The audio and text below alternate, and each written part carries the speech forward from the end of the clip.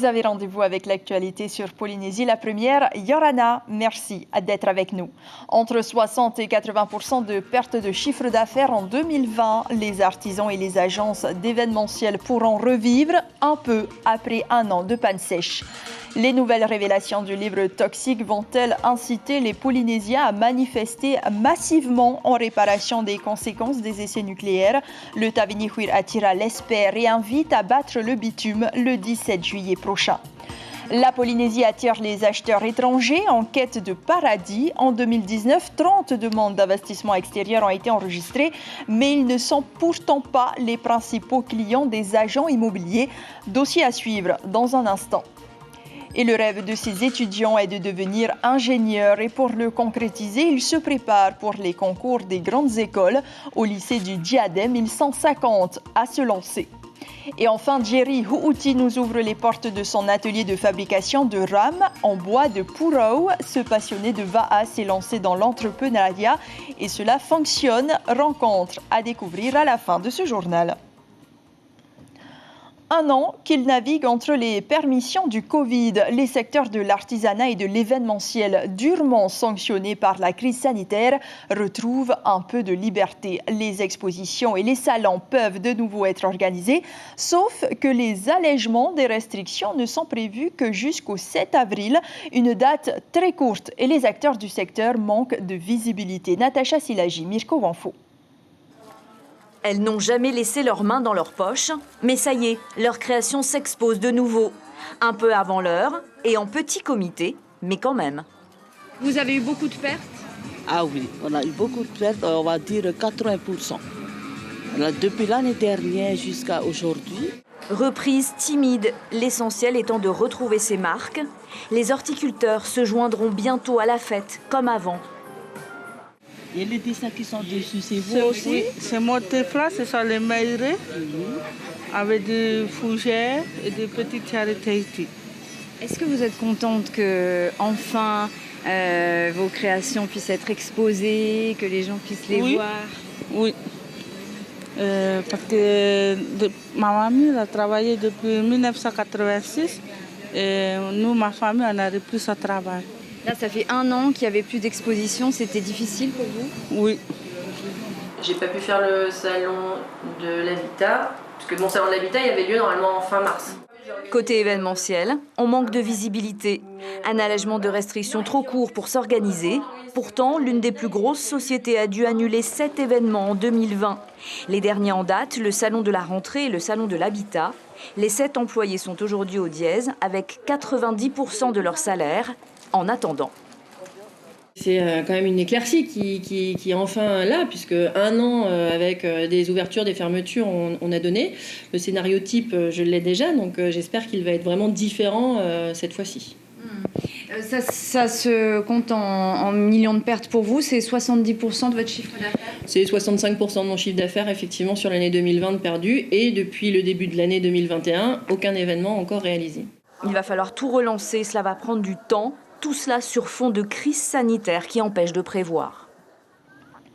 Une peine d'inéligibilité plane au-dessus du maire de Moorea Mai'o, Evans Haumani. Ses comptes de campagne ont été rejetés par l'autorité administrative indépendante française. Son avenir politique est désormais entre les mains du tribunal administratif. Une audience doit être fixée dans la mesure où ses comptes sont jugés irréguliers. De nouvelles élections municipales pourraient être requises. À Moorea, cette annonce en a surpris plus d'un. Ataria Firiapu, conseiller municipal et ancien premier adjoint au maire, pourrait même se présenter si réélection il y a. Il le dit à Abinerate Matahotoa. Je suis désolé pour ce qui arrive à Tavenyuir. Puis bien entendu que si on parle de compte de campagne, c'est qu'il y a une mauvaise gestion, tout simplement. Aujourd'hui, c'est une porte ouverte pour présenter votre candidature justement au sein du conseil municipal? Je pense que ce sera une porte ouverte pour tous les membres du conseil parce que je pense il y aura une demande pour se porter candidat à ce poste de maire de Moorea. Une opportunité pour moi, oui, pourquoi pas. Je pense que On vit en démocratie et cela revient au Conseil de décider qui pourra plus apte même à... Bon, il faut savoir qu'on est en politique, donc il y aura de l'animation politique, si je puis m'exprimer ainsi. Et il y aura sûrement des tractations à gauche et à droite. Ça fait partie du paysage politique de notre pays noir. Joint par téléphone, Evans Houmani n'a pas souhaité répondre à nos questions. Pour rappel, la tête de liste de Oriamai Otto Oufenoua avait remporté les élections municipales avec 37% des suffrages exprimés. Une peine d'inéligibilité pourrait être prononcée aussi pour Dauphin Domingo, rapportent nos confrères de la Dépêche de Tahiti, alors qu'il vient d'être installé mercredi maire délégué de Tiaray dans la commune de Hitia-Aotera. Le tribunal donnera sa décision le 30 mars pour le rejet de son compte de campagne. 100 000, le Taveni Huir Atira espère rassembler 100 000 personnes lors de sa manifestation le 17 juillet prochain. 100 000, comme le nombre d'habitants de Tahiti en 1974 lors de l'explosion de la bombe Centaure. Le parti indépendantiste et antinucléaire espère que les révélations faites cette semaine éveillera les consciences, car pour Oscar Temaru, le coronavirus est invisible. C'est comme la radioactivité, on ne le voit pas. Brigitte Olivier, Jacques Damour.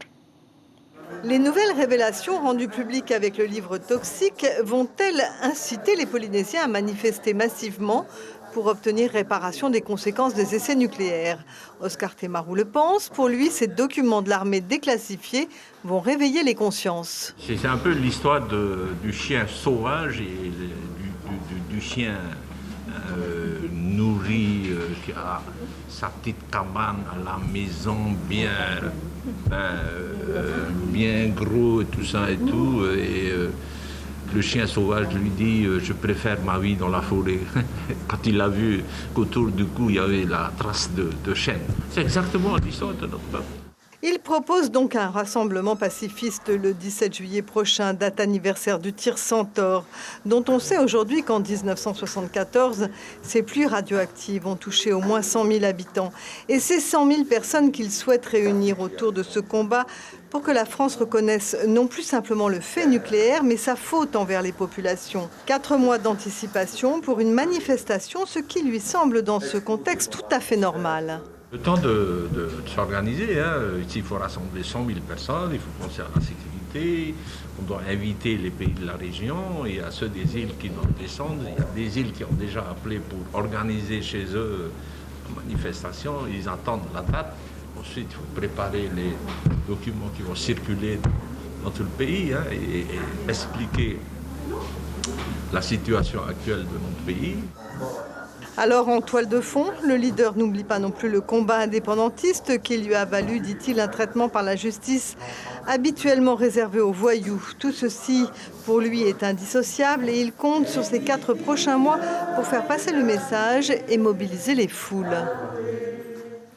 Et puis sachez que lundi soir, Polynésie la première vous propose un débat pour faire toute la lumière sur ces révélations. 25 ans après le dernier tir, est-il trop tard pour réparer? Y a-t-il des responsables? Et surtout, la Polynésie est-elle prête à se réconcilier avec son histoire souvent méconnue? Le débat est ouvert avec nos invités en direct, en tahitien, à partir de 19h30, puis en français à partir de 20h20. Et vos questions sont attendues sur la page Facebook de Polynésie la première. Il est l'un des rares secteurs à ne pas avoir été touché par la crise. Le marché de l'immobilier est même en bonne forme. S'il a été ralenti durant la période de confinement, il est pourtant ascendant au niveau des prix. Il n'est toutefois pas question d'explosion du marché car la tendance à la hausse est déjà enclenchée depuis plusieurs années. Caroline Fari, Hubert Liao. Paralysé en période de confinement, faute de visites en présentiel, le marché de l'immobilier a viré au virtuel. Avec une clientèle étrangère prête à prendre des risques, les demandes d'achat sont facilement passées de 2 par semaine à 10 par jour selon ce professionnel, même si les ventes n'aboutissent pas toujours. Je dirais que sur une centaine de demandes que j'ai dû avoir, il y a peut-être 1%, une personne qui fait le pas d'aller plus loin. Ce qui est intéressant de dire, c'est que ces gens-là, il y en a certains qui sont très audacieux, où on s'est trouvé à faire des ventes avec des visites virtuelles. C'est-à-dire que les gens ne sont pas venus ici, ils ne sont toujours pas venus ici, et ils sont déjà propriétaires. Au plan local, les demandes sont importantes, notamment à l'achat, mais entre problèmes fonciers et croissance démographique, l'offre de logements reste faible, d'où des prix à la hausse. Il y a un gros manque de logements sur le territoire. Donc il y a toujours le parc, il n'a pas évolué aussi rapidement que la population grandissante. Donc on a toujours une demande d'immobilier. Vous pouvez voir les gens qui veulent louer ont du mal à trouver location et les gens qui veulent acheter des biens immobiliers ont du mal à trouver. Ce jeune couple de résidents cherche un bien à acheter. La cuisine a été refaite à neuf il y a 3 ans. Il visite un appartement à Pamataï, prix de départ 69 millions de francs, abaissé à 59 millions. Après plusieurs essais, le produit semble séduire. Alors, il y a certains produits qui sont très chers, mais celui-ci, le prix est pour moi honnête par rapport à la prestation. Donc ça vaut le coup de la visite en tout cas. Et je pense qu'il faut être assez rapide aussi et réactif parce qu'il y a peu de produits sur le marché, beaucoup de demandes. Donc quand quelque chose nous plaît, je pense qu'il faut quand même pouvoir se décider rapidement, c'est important. Moins d'offres, plus de demandes et des prix historiquement élevés. Le marché est tendu et la crise aidant, les banques examinent les financements à la loupe. On n'est pas passé du simple au triple en l'espace de 5 minutes. C'était une ascension un petit peu constante sur les 5-6 dernières années qui se sont découlées. A priori, on pourrait dire qu'on est sur un plateau, parce qu'après, fatalement, derrière, il faut pouvoir financer les opérations. Et derrière, le banquier pourra ou suivra peut-être un petit peu moins en fonction de la conjoncture économique. Donc il y aura peut-être cette variable d'ajustement à intégrer, en tout cas dans le paysage des valeurs. Le marché à la vente est donc aujourd'hui plus intéressant qu'à l'achat. La tendance s'inverse quant à la location qui voit nombre d'appartements en mal de locataires. Quant au phénomène Airbnb, seule la fin des restrictions le fera repartir à la hausse. Et sachez que les prix du secteur immobilier sont libres et ne sont pas encadrés par les affaires économiques. Plus d'excuses pour ne plus apprendre le Reo Maori. Après celui du Farevan'a, le site internet du ministère de la Culture est opérationnel après 2 ans de travaux. Reo.pf, c'est son adresse et il est même trilingue. Il était déjà disponible en version papier et en application mobile. Cette dernière a d'ailleurs connu un vif succès puisque 50 000 personnes l'ont téléchargé et compte pas moins de 8 000 utilisateurs actifs par mois en Polynésie, mais également en Europe. Avec ces outils, le ministère espère ainsi toucher plus de monde, mais il s'adresse surtout aux jeunes gens. Les explications de Yann Persegal, chef du service de la traduction et de l'interprétariat. Il est interrogé par Lucille Guichet-Tirao et Patrick Tsing. Le fait de passer du papier au numérique, c'est en fait de toucher une partie de la population qui est peut-être un petit peu déconnectée de sa langue, de sa culture, et donc de la rapprocher, parce que ce sont des outils qui sont utilisés par les jeunes essentiellement. Et donc le fait d'avoir ces outils qu'ils pourront avoir dans leur poche, par exemple là on a un lexique dans une poche, et le fait d'avoir ajouté l'anglais, on sait que les jeunes sont très friands d'anglais, va pouvoir en même temps les rapprocher de leur langue maternelle, le Reo Tahiti. La mise en place de ces outils a nécessité un budget de 3,5 millions de francs pacifiques, un lexique qui compte 17 000 mots constitués sur la base lexicale de l'Académie tahitienne. Quelle filière choisir quand on a 15 ans? Si un large panel de formation est proposé aux collégiens, le choix est toujours difficile, surtout quand leur avenir est en jeu. 51 élèves du collège de Hao ont bénéficié de conseils de professionnels grâce au forum des métiers organisé sur l'île cette semaine. 20 représentants de différents domaines d'activité tels que l'armée, la sécurité civile, la restauration ou encore l'agriculture ont fait le déplacement au Tuamotu pour informer les adolescents. On écoute leur réaction au micro de notre correspondant Mathieu Allou. Ça m'a donné quelques pistes. Là, j'ai plus d'informations pour savoir qu'est-ce que je vais faire plus tard. Ça m'a donné des salaires moyens, des lieux de travail et des formations nécessaires. Surtout la gendarmerie parce que quand tu vas à l'université à Paris, on te paye 150 000 alors que tu es un élève. Il y a même un métier que je vais vouloir peut-être faire. Ah, c'est quoi C'est quoi ton métier déjà? Correspondant de presse. Correspondant de presse. Ouais. Ils veulent être les futures têtes pensantes du pays. Ce sont ces étudiants inscrits en classe de mathématiques supérieures et spécialités au lycée du Diadème. À l'issue d'un concours le mois prochain, ils intégreront une école d'ingénieurs en métropole. Tous espèrent pouvoir mettre leurs compétences à disposition du Fénois plus tard. Rencontre signée Brigitte Olivier, Mirko Vanfou. La fabrique des petits génies, elle est là au lycée du Diadème. 2 classes, maths P et maths sup, 50 élèves au total, encadrés par 8 professeurs qui leur sont spécialement dédiés. En avril, une vingtaine d'entre eux qui vont passer leur concours seront, à l'issue de leur classement, dans quelle grande école française ils seront admis. L'école, on ne connaît pas directement, on espère avoir certaines écoles et du coup c'est un peu, on va dire, un jeu de hasard. Pas facile de se projeter car les 200 écoles susceptibles de les accueillir sont réparties sur l'ensemble de l'Hexagone. Ceux que nous avons rencontrés travaillent déjà sur des problématiques locales et ils ont bien l'intention de mettre leurs compétences au service de la Polynésie quand ils rentreront dans quelques années. Oui, j'aimerais beaucoup revenir en Polynésie pour travailler. Parce qu'en Polynésie, il manque énormément d'ingénieurs et donc on va forcément trouver du travail et on peut permettre d'améliorer énormément la vie en Polynésie plus tard. Mon projet pour l'instant c'est d'être conducteur de travaux, donc je pense que je vais revenir ici pour travailler dans les sociétés de construction. Mon but c'est d'innover ici, de créer de nouvelles choses parce qu'on voit que le monde ça va un peu mal en fait et du coup si je peux contribuer à pouvoir innover au Fénois, ça serait top. Le stockage d'énergie, la production d'eau potable ou bien encore la fabrication à grande échelle du tapa sont les thèmes qu'ils ont choisis dans le cadre de leurs travaux personnels encadrés. On a vu qu'il y avait énormément que l'industrie de la mode, c'était une des industries les plus polluantes. Du coup, on s'est demandé si on ne pourrait pas développer et modéliser le battage du tapa par une machine. Nombre d'entre eux sont boursiers et tous ne connaissent pas la France, mais ce grand saut dans l'inconnu ne leur fait pas peur. Ça fait quand même 2 ans qu'on est resté à Tahiti et qu'on s'est préparé de manière très rigoureuse. Et donc je pense qu'on est tous prêts à partir en France et j'ai quelque part hâte de voir autre chose, de découvrir le monde. Voilà. Depuis 5 ans que cette prépa existe, de nombreux jeunes bacheliers ont ainsi pu suivre un cursus prestigieux en Polynésie, 2 années cruciales pour éviter l'exil trop tôt et qui permettent aussi de guider ces élèves dans leur choix. Ce qu'on essaie de faire, c'est de leur donner les moyens en fait, d'assurer et d'assumer leurs ambitions.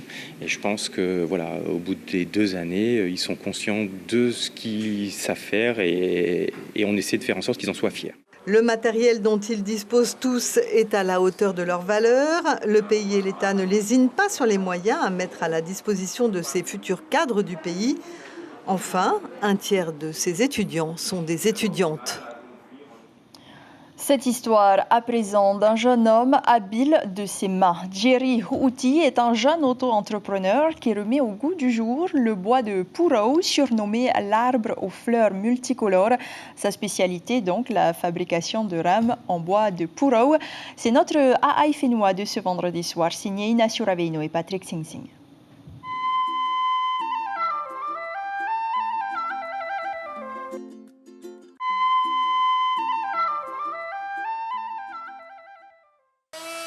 Les mains dans la sciure et la tête sur le lagon.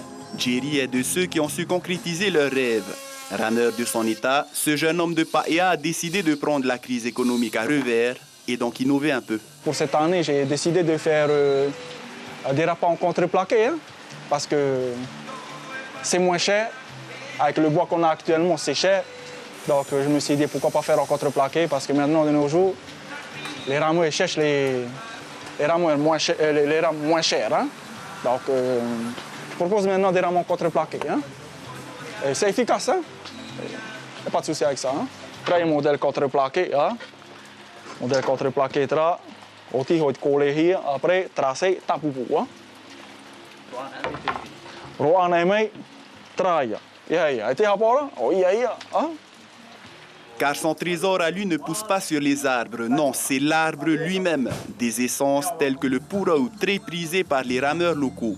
Ce bout de bois pour un œil non averti est pour lui la promesse d'une rame qui ira bientôt taquiner le lagon de Paia. C'est un métier très très difficile, hein, parce qu'il y a la poussière, ensuite il y a le bois, il faut aller chercher. Le bois aujourd'hui coûte vraiment très très cher. Hein. C'est pas comme le bois qu'on avait auparavant. Donc auparavant on avait des rames moins chères. Maintenant les rames, le prix des rames ça a doublé. Hein. C'est pas les prix qu'on avait auparavant. Hein. Mais c'est un métier passionnant et j'aime bien. Hein. Donc je transforme un bois en rame. Et ce qui est bien dans tout cela, c'est que je vais ramer avec mes rames. Hein. Comme dans tout atelier, un trésor peut y être trouvé, comme ici, une relique aux yeux de Jerry. Couleur main au vétran. Pas Europatra. Les repas de l'époque par rapport à nos repas. Tu vois un peu la différence. Là, on est à combien? 60, tu vois, hein? Ah, 60. Paia Europe A, c'était avec Manoura l'un des clubs phares de cette commune de la côte ouest. Mais ça, c'est une autre histoire. Quant à Jerry, il continuera sa quête du bon compromis entre le coût de revient d'une rame et ses performances. C'est ainsi que s'achève cette édition. L'information principale retenue pour ce soir concerne cette peine d'inéligibilité qui plane au-dessus du maire de Oriamayo. Les comptes de campagne d'Evans Haumani ont été rejetés par l'autorité administrative indépendante française. Son avenir politique est désormais entre les mains du tribunal administratif. Une audience doit être fixée dans la mesure où ses comptes sont jugés irréguliers. De nouvelles élections municipales pourraient être requises sur l'île Sœur. Comme chaque vendredi, Polynésie la Première vous propose de vivre une soirée musicale avec Vaipehe d'abord, animé par Emere et Mickey, puis Peret Ei avec le groupe Hanahau. Merci pour votre fidélité. Prochain rendez-vous avec l'actualité demain matin en radio dès 6h30 avec Tita Wadoum et Axel Mézinel. Je vous dis à demain, portez-vous bien et bon week-end. On se quitte en images avec cette belle exposition artisanale qui se tient jusqu'à dimanche à la mairie de Faa.